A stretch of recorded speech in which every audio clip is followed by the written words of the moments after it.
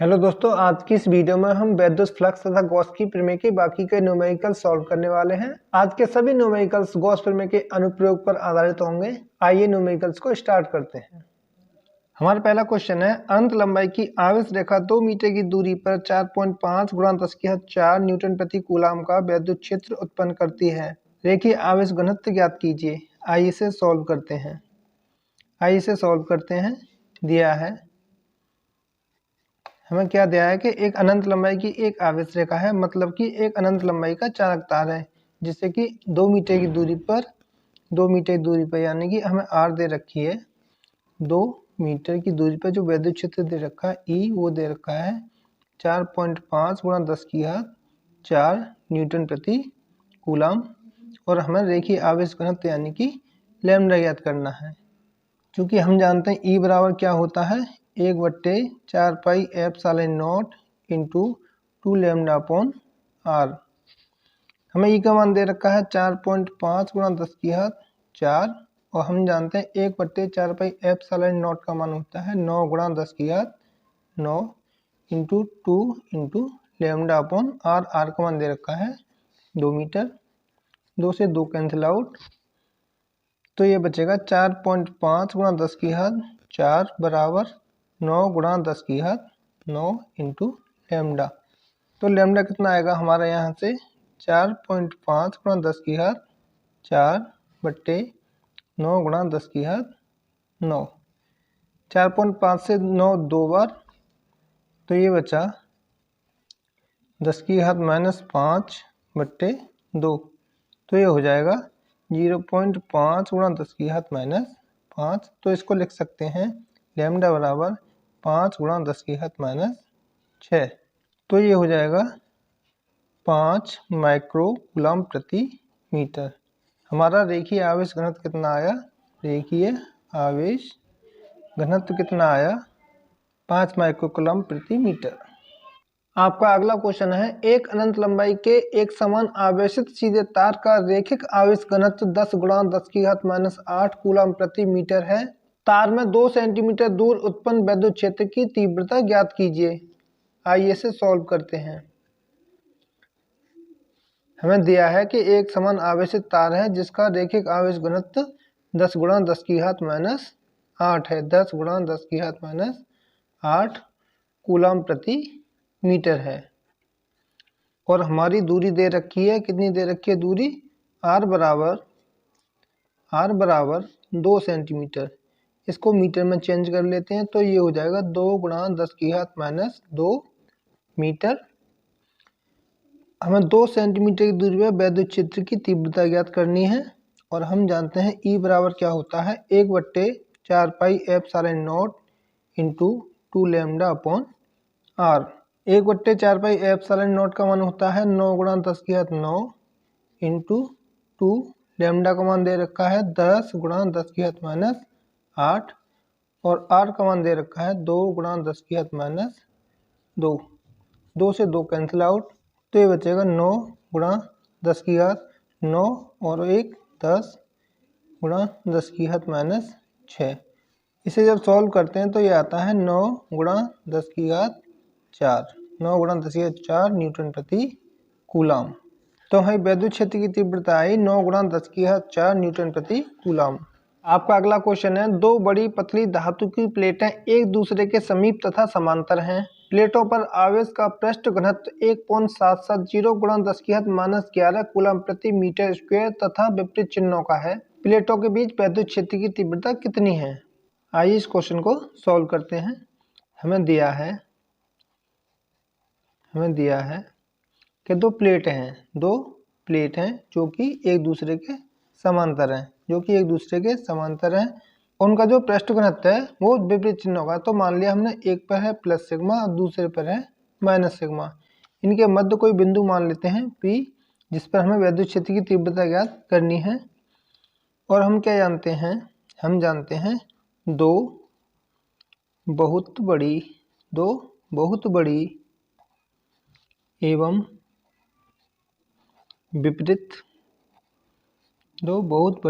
विपरीत आवेशित प्लेटों के मध्य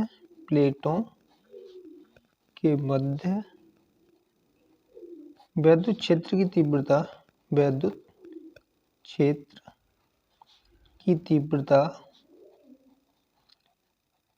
क्षेत्र की जो तीव्रता होती है वो होती है E बराबर सिग्मा अपॉन एप्सिलॉन नॉट। हमें सिग्मा का मान कितना दे रखा है 1.770 गुणा 10 की घात माइनस 11 तो E बराबर हो जाएगा 1.770 गुणा 10 की घात माइनस 11 और एप्सिलॉन नॉट का मान हम जानते हैं होता है 8.85 गुणा 10 की घात माइनस 12। तो ये हो जाएगा 1.770 गुणा 10 बट्टे 8.85।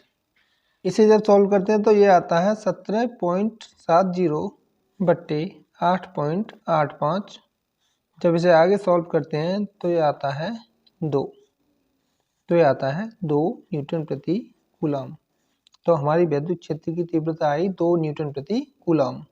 आपका अगला क्वेश्चन है धातु की एक पतली गोलीय कोश की त्रिज्या 0.25 मीटर है तथा इस पर 0.2 माइक्रोकूलम आवेश है। इसके कारण एक बिंदु पर विद्युत क्षेत्र की तीव्रता ज्ञात कीजिए। जबकि इस क्वेश्चन में 3 पार्ट दे रखे हैं। पहला है बिंदु कोश के भीतर है, दूसरा है कोश के ठीक बाहर है तथा तीसरा है कोश के केंद्र से 3 मीटर की दूरी पर है। आइए इस क्वेश्चन को सॉल्व करते हैं। हमें दिया है, क्या दिया है हमें कि गोलीय कोश है, गोलीय कोश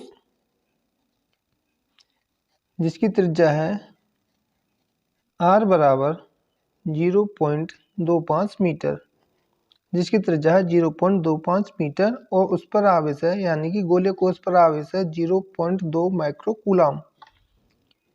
इसको कूलम में चेंज कर लेते हैं तो ये हो जाएगा 0.2 गुणा 10 की घात माइनस 6 कूलम। आइए इसे चित्र से समझते हैं। हमारी एक गोलीय कोश है, जिसकी त्रिज्या है 0.25 मीटर। इस पर एक समान आवेश है। इस क्वेश्चन में 3 पार्ट है। पहला पार्ट है कि बिंदु कोश के भीतर है, तो मान लिया एक बिंदु है यहाँ पर कोश के भीतर x, दूसरा कोश पर है वो मान लिया हमने y और तीसरा कोश के बाहर है वो मान लिया हमने z।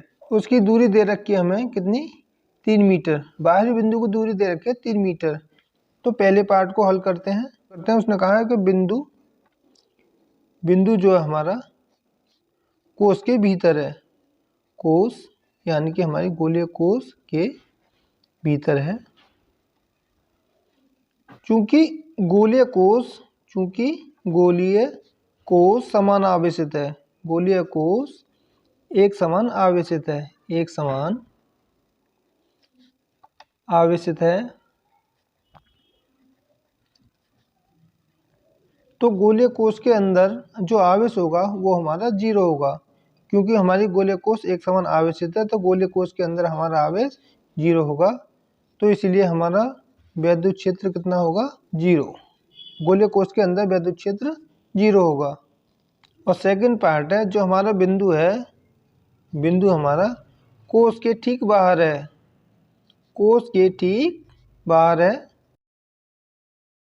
तो हमारा r का मान हो जाएगा 0.25 मीटर। और हम जानते हैं विद्युत क्षेत्र की तीव्रता होती है 1/4 pi epsilon not into Q upon r²। ये हमारा सूत्र है। एक समान आवेशित गोलीय कोश से r दूरी पर विद्युत क्षेत्र की तीव्रता का सूत्र है ये हमारा। हम जानते हैं 1/4 पाई एप्सिलॉन नॉट का मान होता है 9 गुणा 10 की घात 9 और Q का मान है हमारा 0.2 गुणा 10 की घात माइनस 6 और R का मान है हमारा 0.25 का वर्ग। तो इसको लिख लेते हैं 9 गुणा 10 की घात 3 गुणा 0.2 बट्टे 0.25 गुणा 0.25। इसको जब आगे सॉल्व करते हैं तो ये हो जाता है 0.18 गुणा 10 की घात 3 और हम 16 की गुणा ऊपर करते हैं, 16 की गुणा नीचे करते हैं, तो नीचे हो जाएगा 1 गुणा 1 और ऊपर हो जाएगा 16। इसे जब आगे सॉल्व करते हैं तो ये हो जाता है 28.8 गुणा 10 की घात 3। तो इसे लिख लेते हैं 2.88 गुणा 10 की घात 4 न्यूटन प्रति कूलाम। न्यूटन प्रति कूलाम। तो हमारी विद्युत क्षेत्र की तीव्रता आई 2.88 गुणा 10 की घात 4 न्यूटन प्रति कूलाम। और इस क्वेश्चन का तीसरा पार्ट है, जो हमारा बिंदु है, बिंदु कोष के केंद्र से 3 मीटर की दूरी पर है। कोष के केंद्र से 3 मीटर की दूरी पर है, 3 मीटर की दूरी पर है। तो आर का मान हो जाएगा अब 3 मीटर। आर का मान कितना हो जाएगा? 3 मीटर। तो विद्युत क्षेत्र की तीव्रता होगी 1/4 pi epsilon into Q upon R square. ये हो जाएगा 9 गुणा 10 की घात 9। क्यू का मान है 0.2 गुणा 10 की घात -6 और आर का मान है 3 का वर्ग। तो ये हो जाएगा 9 गुणा 10 की घात 9 गुणा 0.2 गुणा 10 की घात -6 बट्टे 9। 9 से 9 कैंसिल आउट, तो ये बचेगा 0.2 गुणा 10 की घात 3। तो इसको लिख लेते हैं 2 गुणा 10 की घात 2। तो ये हो जाएगा 200 न्यूटन प्रति कूलाम। 200 न्यूटन प्रति कूलाम। तो दोस्तों आज की वीडियो में बस इतना ही। जल्दी ही मिलते हैं अपनी नई वीडियो के साथ। तब तक के लिए जय हिंद, जय भारत।